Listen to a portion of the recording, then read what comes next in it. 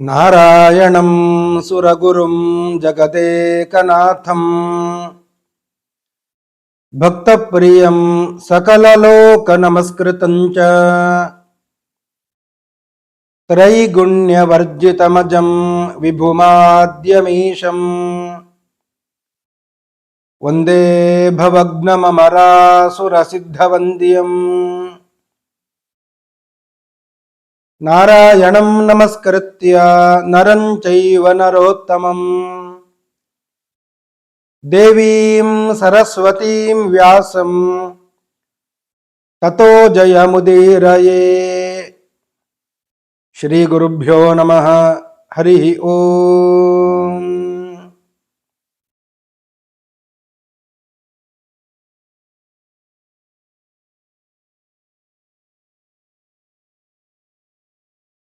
ಕೃಷ್ಣ ಜೀವನಿತ್ಯತ್ವವನ್ನ ಪ್ರತಿಪಾದನೆ ಮಾಡ್ತಾ ಇದ್ದಾನೆ.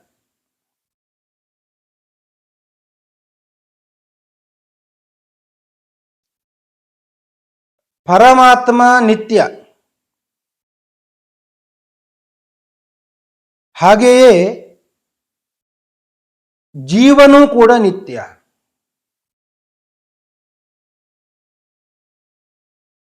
ಪರಮಾತ್ಮ ಬಿಂಬರೂಪದಲ್ಲಿ ಇದ್ದಾನೆ, ಜೀವ ಪ್ರತಿಬಿಂಬನಾಗಿದ್ದಾನೆ. ಬಿಂಬನಾದ ಪರಮಾತ್ಮ ನಿತ್ಯ ಆದ್ರಿಂದ ಪ್ರತಿಬಿಂಬನಾದ ಜೀವಾತ್ಮನೂ ಕೂಡ ನಿತ್ಯ.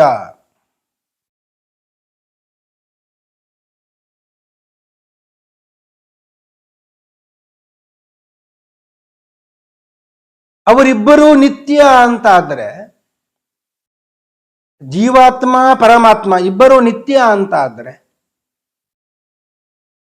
ದೇವರಿಗೂ ಜೀವರಿಗೂ ಏನು ವ್ಯತ್ಯಾಸ?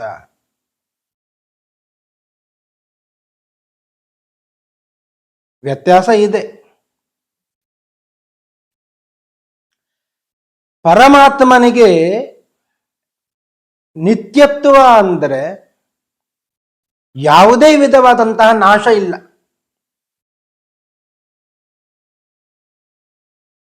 ನಾಶದಲ್ಲಿ 4 ವಿಧ ಇದೆ. ಅನಿತ್ಯತ್ವಂ ದೇಹಹಾನಿ ದುಃಖ ಪ್ರಾಪ್ತಿ ಅಪೂರ್ಣತ ಅಂತ.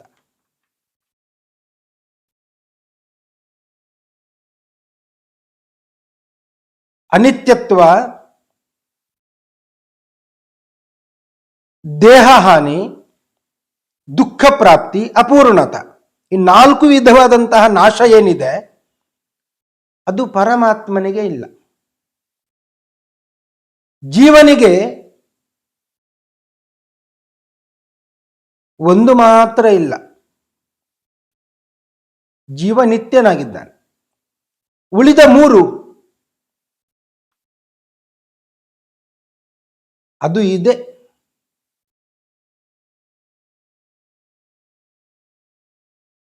ದೇಹ ಹಾನಿ ಆಗ್ತದೆ,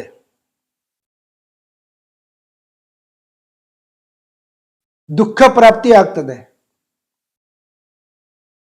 ಜೀವ ಅವ ಪೂರ್ಣ ಅಲ್ಲ. ಈ ರೀತಿಯಾಗಿ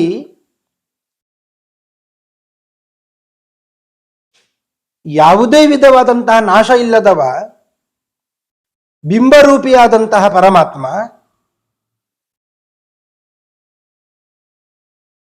4 ಬಗೆಯ ನಾಶದಲ್ಲಿ 3 ಬಗೆಯ ನಾಶವುಳ್ಳವ ಜೀವಾತ್ಮ. ಅದರಿಂದಲೇ ವ್ಯತ್ಯಾಸ ಇದೆ.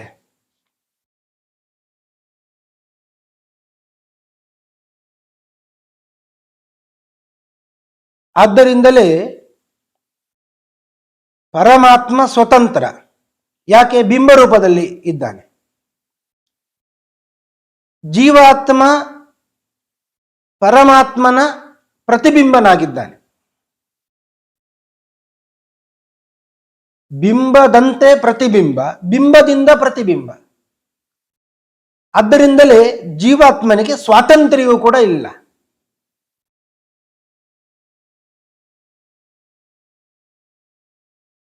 ಹೀಗೆ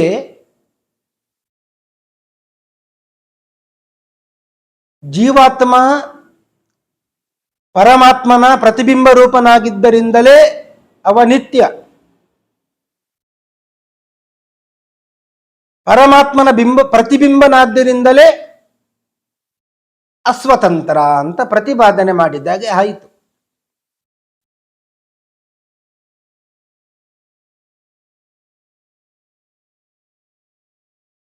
ಆದರೆ ಲೋಕದಲ್ಲಿ ಒಂದು ವ್ಯವಹಾರ ಇದೆ.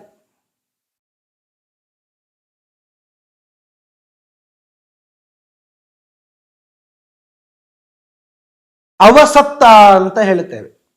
ಅವಸತ್ತ ಅಂತ. ಅವಸತ್ತ ಅಂದರೆ ಏನು? ಜೀವ ನಾಶ ಹೊಂದಿದ ಅಂತ ಅರ್ಥ. ಜೀವ ನಿತ್ಯ ಅಂತ ಹೇಗೆ ಹೇಳ್ತೀರಿ? ಪರಮಾತ್ಮನ ಪ್ರತಿಬಿಂಬನಾದ್ದರಿಂದ ಅಸ್ವಾತಂತ್ರ್ಯ ಇದೆ ಅಂತ ಜೀವನಿಗೆ. ಅದು ಸರಿಯಲ್ಲ. ಅವನನ್ನು ನಾನು ಸಾಯಿಸಿದೆ ಅಂತ ವ್ಯವಹಾರ ಇದೆ. ಅವನನ್ನು ನಾನು ಸಾಯಿಸಿದೆ, ಕೊಂದೆ ಅಂದ್ರೆ ಏನು? ನನ್ನಲ್ಲಿ ಸ್ವಾತಂತ್ರ್ಯ ಇದೆ ಅಂತ ಆಯ್ತು. ಅವಸತ್ತ ಅಂದ್ರೆ ಜೀವ ನಿತ್ಯ ಅಲ್ಲ ಅಂತ. ನಾನು ಅವನನ್ನು ಕೊಂದೆ ಅಂದ್ರೆ ನನ್ನಲ್ಲಿ ಸ್ವಾತಂತ್ರ್ಯ ಇದೆ ಅಂತ. ನೀವು ಹೇಗೆ ಹೇಳಿದ್ರಿ? ಜೀವ ನಿತ್ಯ. ಅಂತಹ ನಿತ್ಯನಾದಂತಹ ಜೀವನಿಗೆ ಅಸ್ವಾತಂತ್ರ್ಯ ಇದೆ ಅಂತ ಹೇಗೆ ಹೇಳಿದ್ರಿ? ಈ ಪ್ರಶ್ನೆಗೆ ಉತ್ತರವಾಗಿ ಕೃಷ್ಣ ಈ ಶ್ಲೋಕವನ್ನು ಹೇಳ್ತಾ ಇದ್ದ. ಯಯೇನಂ ವೇತ್ತಿ ಹಂತಾರಂ ಯಶ್ಚೈನಂ ಮನ್ಯತೆ ಹತಂ ಉಭೌ ತೌ ವಿಜಾನೀತೋ ನಾಯಂ ಹಂತಿ ನ ಹನ್ಯತೆ. ಉಭೌ ತೌ ವಿಜಾನೀತಃ, ಈ ಇಬ್ಬರೂ ಕೂಡ ಮೂಢರು ಅಂತ. ಯಾರು ಇಬ್ಬರು? ಯ ಏನಂ ವೇತ್ತಿ ಹಂತಾರಂ, ಏನಂ ಇವನನ್ನು ನಾನು ಕೊಂದೆ ಅಂತ ಯಾರು ತಿಳ್ಕೊಂಡಿದ್ದಾನಲ್ಲ, ಇವನನ್ನು ನಾನು ಕೊಂದೆ ಅಂತ ತಿಳ್ಕೊಂಡಿದ್ದಾನಲ್ಲ, ನನಗೆ ಸ್ವಾತಂತ್ರ್ಯ ಇದೆ ಅಂತ ಅವ. ಎಷ್ಟ ಏನಂ ಮನ್ಯತೆ ಹತಂ, ಅವ ಸತ್ತ ಅಂತ ಒಬ್ಬ ತಿಳ್ಕೊಂಡಿದ್ದಾನಲ್ಲ, ಜೀವ ಸತ್ತ ಅಂತ ಅವನೊಬ್ಬನು. ಹೀಗೆ ಇವರಿಬ್ಬರೂ ಕೂಡ ಸತ್ತ ಅಂತ ತಿಳ್ಕೊಂಡವನು ಮತ್ತು ನಾನು ಕೊಂದೆ, ಅವನನ್ನು ನಾನು ಕೊಂದೆ ಅಂತ ತಿಳ್ಕೊಂಡವನು, ಈ ಇಬ್ಬರೂ ಕೂಡ ವಿಜಾನೀತಃ, ಮೂಢರು, ಮೂರ್ಖರು. ಯಾಕೆ ಅಂದರೆ ಉಭೌ ತೌ ವಿಜಾನೀತೋ ನಾಯಂ ಹಂತಿ ನ ಹನ್ಯತೆ, ಅಯಂ ಹಂತಿ ನ ಹನ್ಯತೆ. ಇವ ಸಾಯುವುದೂ ಇಲ್ಲ, ಅವ ಕೊಲ್ಲುವುದೂ ಅಲ್ಲ. ಇದು ಎರಡೂ ಅಲ್ಲ. ಜೀವನು ಸತ್ತ ಅಂತ ಹೇಳಲಿಕ್ಕೆ ಬರುವುದಿಲ್ಲ, ಅವ ನಿತ್ಯ. ಯಾಕೆ ಅಂದರೆ ನಿತ್ಯನಾದಂತಹ ಭಗವಂತನ ಪ್ರತಿಬಿಂಬನಾದ್ದರಿಂದ ಅವ ಸಾಯುವುದಿಲ್ಲ. ದೇಹ ಹೋಯಿತು ಅಷ್ಟೆ, ಜೀವ ಅವ ನಿತ್ಯ, ಅವ ಸಾಯುವುದಿಲ್ಲ. ಇನ್ನೊಬ್ಬ ಹೇಳ್ತಾನೆ ನಾನು ಕೊಂದೆ ಅವನನ್ನು ಅಂತ, ಅಂದ್ರೆ ಸ್ವಾತಂತ್ರ್ಯ ನನಗೂ ಇದೆ ಅಂತ. ಇಲ್ಲ, ನೀನು ಕೊಂದದ್ದಲ್ಲ, ನಿನ್ನ ಒಳಗೆ ಇರುವ ಭಗವಂತ ಕೊಂದಿದ್ದು. ಜೀವನಿಗೆ ಸ್ವಾತಂತ್ರ್ಯ ಇಲ್ಲ. ಆದ್ದರಿಂದಲೇ ನಾನು ಅವನನ್ನು ಕೊಂದೆ ಅಂತ ಹೇಳುವವ, ಅವ ಸತ್ತ ಅಂತ ಹೇಳುವವ, ಇವರಿಬ್ಬರೂ ಕೂಡ ಮೂಢರು, ಮೂರ್ಖರು. ಜೀವ ಸಾಯುವುದೂ ಇಲ್ಲ, ಅವ ನಿತ್ಯ. ಮತ್ತು ನೀನು ಅವನನ್ನು ಕೊಲ್ಲುವುದೂ ಅಲ್ಲ, ನಿನ್ನ ಒಳಗೆ ಇರುವ ಭಗವಂತ ಕೊಲ್ಲುವುದು. ಇಲ್ಲಿ ಕೊಲ್ಲುವ ವಿಷಯ, ಸಾಯುವ ವಿಷಯ ಯಾಕೆ ಬಂತು ಶ್ಲೋಕದಲ್ಲಿ ಅಂದ್ರೆ, ಇದು ಯುದ್ಧದ ಪ್ರಸಂಗ. ಆದ್ದರಿಂದ ಯುದ್ಧದಲ್ಲಿ ಅವನನ್ನು ನಾನು ಕೊಂದೆ ಅಂತ ವ್ಯವಹಾರ. ಇನ್ನೊಬ್ಬ ಹೇಳ್ತಾನೆ ಅವ ಸತ್ತ ಅಂತ ಹೇಳ್ತಾನೆ. ಈ ಯುದ್ಧದ ಪ್ರಸಂಗ ಆದ್ದರಿಂದ ಇಂತಹ ಕೊಲ್ಲುವ ವಿಷಯ ಬಂತು. ಎಲ್ಲ ವಿಷಯದಲ್ಲಿ ಕೂಡ ಇಟ್ಕೊಳ್ಬೇಕಿದನ್ನು. ನಾನು ಏನಾದರೂ ಮಾಡಿದ್ದೆ ಅಂದರೆ ಅದು ನಾನು ಮಾಡುವುದಲ್ಲ, ನನ್ನ ಒಳಗೆ ಇರುವ ಬಿಂಬರೂಪಿಯಾದಂತಹ ಭಗವಂತ ಮಾಡಿಸುವುದು. ಒಂದು ದೊಡ್ಡ ಕಾರ್ಯಕ್ರಮ ಇದೆ, ದೊಡ್ಡ ಕಾರ್ಯ ನಡಿಬೇಕಾಗಿದೆ. ಅದು ಚೆನ್ನಾಗಿ ನಡೆದಿದೆ ಅಂದರೆ ಹೇಗೆ ನಡೆಯಿತು? ನನ್ನ ಒಳಗೆ ಇರುವ ಭಗವಂತ ಮಾಡಿಸಿದ ಅಂತ. ಯಾಕೆ ಅಂದರೆ ನನಗೆ ಸ್ವಾತಂತ್ರ್ಯ ಇಲ್ಲ. ಕಾರ್ಯಕ್ರಮ ಎಲ್ಲ ನಿಶ್ಚಯ ಆಗಿರುತ್ತದೆ. ಎಂದೂ ಬಾರದ ಮಳೆ, ಗುಡುಗು ಸಿಡಿಲಿನ ಮಳೆ, ಅಬ್ಬರದ ಮಳೆ ಜೋರಾಗಿ ಬಂತು ಅಂದರೆ ಎಲ್ಲ ಕಾರ್ಯಕ್ರಮ ಹೋಯಿತು. ನಮಗೆ ಸ್ವಾತಂತ್ರ್ಯ ಇಲ್ಲ. ಏನಾದರೂ ಒಳ್ಳೆ ರೀತಿಯಿಂದ ಅಡಚಣೆಗಳು ಇಲ್ಲದೆ ಆಯಿತು ಅಂತಾದ್ರೆ ಅದು ಯಾರು ಮಾಡಿದ್ದು? ನಾನು ಮಾಡಿದ್ದು ಅಲ್ಲ, ನನ್ನ ಒಳಗೆ ಇರುವ ಪರಮಾತ್ಮ ಮಾಡಿದ್ದು, ಮಾಡಿಸಿದ್ದು. ಆದ್ದರಿಂದಲೇ ಜೀವ ಅವ ನಿತ್ಯನಾದ್ರೂ ಬಿಂಬರೂಪಿಯಾದಂತಹ ಭಗವಂತನಿಗೆ ಸ್ವಾತಂತ್ರ್ಯ ಇರುವಂತೆ ಪ್ರತಿಬಿಂಬನಾದ ಇವನಿಗೆ ಸ್ವಾತಂತ್ರ್ಯ ಇಲ್ಲ. ಇವ ಅಸ್ವತಂತ್ರ, ಪರತಂತ್ರ. ಹೀಗೆ ಪರಮಾತ್ಮ ನಿತ್ಯ, ಅವನ ಪ್ರತಿಬಿಂಬರಾದ ಜೀವರು ಅವರೂ ನಿತ್ಯ. ನಿತ್ಯ ಆದ ಮಾತ್ರಕ್ಕೆ ಪರಮಾತ್ಮನಂತೆ ಸ್ವಾತಂತ್ರ್ಯ ನನಗೆ ಇದೆ, ಜೀವನಿಗೆ ಇದೆ ಅಂದರೆ ಇಲ್ಲ, ಅವನಿಗೆ ಇಲ್ಲ. ಪರಮಾತ್ಮ ಅವ ಸ್ವತಂತ್ರ, ಅವನ ಪ್ರತಿಬಿಂಬರಾದ ಜೀವರು ಅಸ್ವತಂತ್ರರು, ಪರತಂತ್ರರು. ಹೀಗೆ ಅಸ್ವಾತಂತ್ರ್ಯವನ್ನ ಜೀವರಿಗೆ ಕೃಷ್ಣ ಹೇಳುತ್ತಾ ಇದ್ದಾನೆ. ಇದು ಒಂದು ಕಡೆ ಪ್ರತಿಪಾದನೆ ಆಗಿದೆ, ಅದನ್ನೇ ಕೃಷ್ಣ ಇಲ್ಲಿ ಉದಾಹರಣೆಯಾಗಿ ಕೊಡ್ತಾ ಇದ್ದಾನೆ. ಎಲ್ಲಿ ಹೇಳಿದ್ದಾರೆ ಈ ವಿಷಯವನ್ನ? ಜೀವರು ನಿತ್ಯರು, ಅಸ್ವತಂತ್ರರು, ಪರಮಾತ್ಮ ನಿತ್ಯ ಆದರೂ ಸ್ವತಂತ್ರ.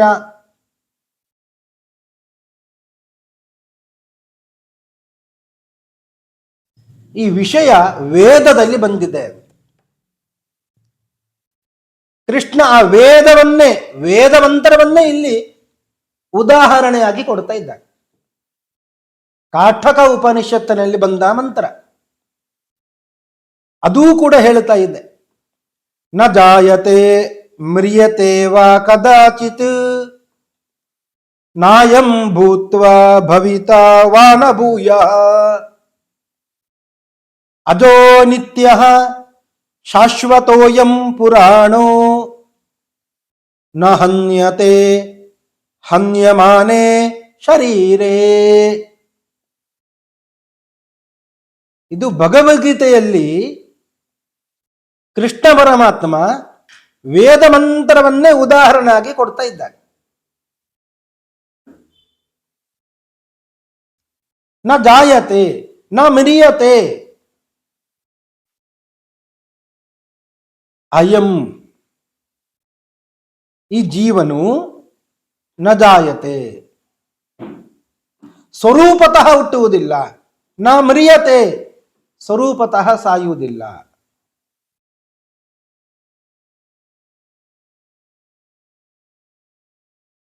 ದೇಹ ಮಾತ್ರ ಹುಟ್ಟುದು, ದೇಹ ಮಾತ್ರ ನಾಶ ಆಗುವುದು.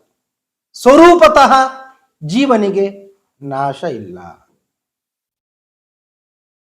ನಾಯಂ ಭೂತ್ವ ಭವಿತಾ ವಾನ ಭೂಯ.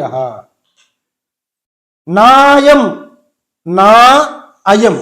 ನಾ ಅಂದರೆ ಪರಮಪುರುಷನಾದಂತಹ ಅಯಂ ಭಗವಂತ, ಅವನೂ ಕೂಡ ಹುಟ್ಟುವುದಿಲ್ಲ, ಸಾಯುವುದಿಲ್ಲ. ನ ಜಾಯತೆ ನ ಮ್ರಿಯತೆ.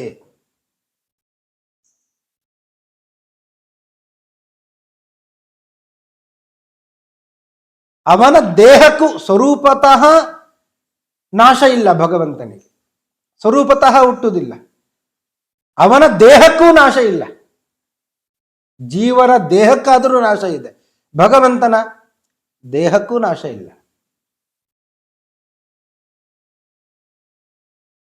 ಅಲ್ಲ, ದೇಹಕ್ಕೆ ನಾಶ ಇಲ್ಲ ಅಂತ ಹೇಗೆ ಹೇಳುತ್ತೀರಿ? ಭಗವಂತನ ಅವತಾರಗಳನ್ನು ನಾವು ನೋಡಿದ್ದೇವೆ. ರಾಮ, ಕೃಷ್ಣ ಇವರೆಲ್ಲ ಹುಟ್ಟಿದ್ದಾರೆ, ಅವರೆಲ್ಲ ಸತ್ತಿದ್ದಾರೆ, ಅವರ ದೇಹ ಈಗ ಇಲ್ಲ. ನ ಜಾಯತೆ ನ ಮ್ರಿಯತೆ. ಭಗವಂತನ ದೇಹಕ್ಕೆ ನಾಶ ಇಲ್ಲ, ಹುಟ್ಟುವುದಿಲ್ಲ ಅಂತ ಹೇಗೆ ಹೇಳುತ್ತೀರಿ? ಅಂದರೆ ಅದಕ್ಕೆ ಉತ್ತರ ನಾಯಂ ಭೂತ್ವಾ ಭವಿತಾ ವಾನ ಭೂಯ. ಭೂತ್ವಾ ಭವಿತಾ. ರಾಮಕೃಷ್ಣಾದಿ ರೂಪಗಳು ಅದು ಹಿಂದೆಯೂ ಇತ್ತು, ಮುಂದೆಯೂ ಇದೆ, ಈಗಲೂ ಇದೆ. ಹುಟ್ಟುವುದು ಸಾಯುವುದು ಅಂದರೆ ಅರ್ಥ ಏನು? ನಮ್ಮ ಕಣ್ಣಿಗೆ ಕಂಡಿತು ಅಂದ್ರೆ ಅದೇ ಹುಟ್ಟುವಿಕೆ. ನಮ್ಮ ಕಣ್ಣಿಗೆ ಕಾಣದಾದಾಗೆ ಆಯಿತು ಅಂದ್ರೆ ಅದೇ ನಾಶ ಅಂತ. ಹೊರತು ಭೂತ್ವಾ ಭವಿತಾ ವಾನಭೂಯ.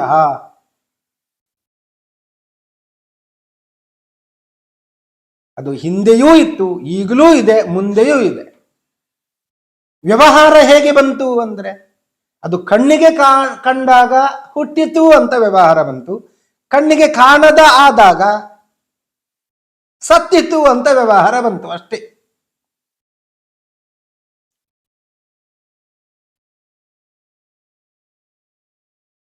ಭಗವಂತನ ದೇಹಕ್ಕೇ ನಾಶ ಇಲ್ಲ ಅಂದ ಮೇಲೆ ಅವನ ಸ್ವರೂಪಕ್ಕೆ ಅಂತೂ ನಾಶ ಇಲ್ಲವೇ ಇಲ್ಲ. ಅದನ್ನೇ ಹೇಳಿದ್ದು ಅಜೋ ನಿತ್ಯ ಶಾಶ್ವತಃ. ಅಜಃ ನಿತ್ಯ ಶಾಶ್ವತಃ. ಹುಟ್ಟಿಲ್ಲ, ಸಾವಿಲ್ಲ, ಶಾಶ್ವತಃ, ಯಾವ ಬದಲಾವಣೆ ಕೂಡ ಆಗುವುದಿಲ್ಲ. ಆದ್ದರಿಂದಲೇ ಅವ ಸ್ವತಂತ್ರ. ಅವನ ಇಚ್ಛೆಗೆ ಸರಿಯಾಗಿ ಎಲ್ಲವೂ ನಡೀತದೆ. ಹಾಗೆಯೇ ಜೀವನಿಗೆ ಕೂಡ ಅವನ ಇಚ್ಛೆಗೆ ಸರಿಯಾಗಿ ನಡೀತದೆ ಅಂದರೆ ಇಲ್ಲ. ಅಯಂ ಪುರಾಣ. ಈ ಜೀವನು ಮಾತ್ರ ಪುರಾಣ. ಅವನಿಗೆ ಇಚ್ಛೆ ಇಲ್ಲದೆ ಇದ್ದರೂ ಕೂಡ ದೇಹ ಬರ್ತದೆ, ಒಂದು ದೇಹ ಬರ್ತದೆ, ಇದು ಹೋಗ್ತದೆ. ಇಷ್ಟ ಇರಲಿ, ಇಷ್ಟ ಇಲ್ಲದೆ ಇರಲಿ, ಯಾವ ಯಾವ ದೇಹ ಬರ್ತದೆ ಅಂತ ಗೊತ್ತಿಲ್ಲ. ಈಗ ಮನುಷ್ಯನಾಗಿ ಹುಟ್ಟಿದವ ಮುಂದೆ ನಾಯಿಯಾಗಿ ಹುಟ್ಟಬಹುದು, ಇನ್ನೊಂದು ಜನ್ಮದಲ್ಲಿ ಮರವಾಗಿ ಹುಟ್ಟಬಹುದು. ಅದು ಇಚ್ಛೆ ಇರಲಿ ಇಲ್ಲದೆ ಇರಲಿ. ಭಗವಂತನಿಗೆ ಹಾಗಲ್ಲ, ಎಲ್ಲವೂ ಕೂಡ ಅವನ ಇಚ್ಛೆಯಂತೆಯೇ ನಡೆಯುವುದು. ಆದ್ದರಿಂದಲೇ ಅವ ಸ್ವತಂತ್ರ.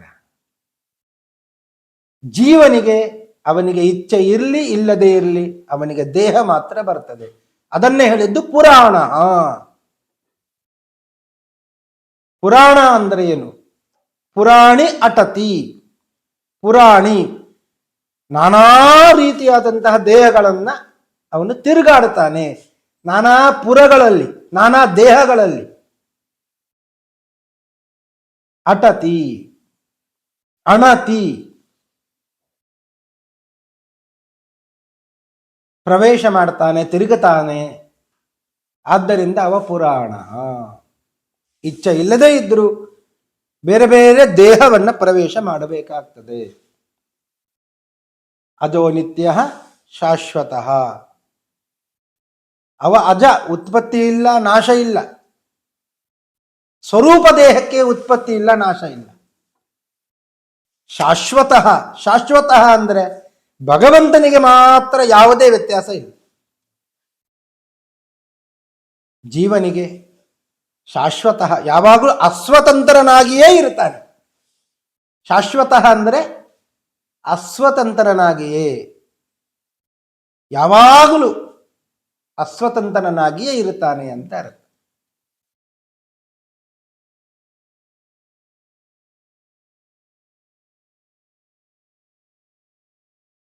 ಹಾಗಾಗಿಯೇ ಜೀವ ಅವ ನಿತ್ಯ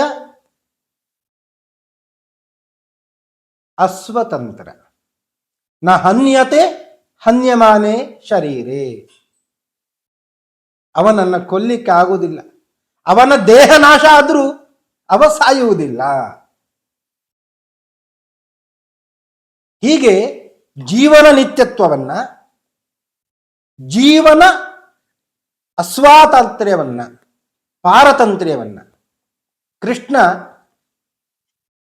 ಪ್ರತಿಪಾದನೆ ಮಾಡಿದ ಎಂಬಲ್ಲಿಗೆ ಇವತ್ತಿನ ಉಪನ್ಯಾಸವನ್ನು ಮುಗಿಸ್ತಾ ಇದ್ದೇನೆ. ಶ್ರೀಕೃಷ್ಣಾರ್ಪಣಮಸ್ತು.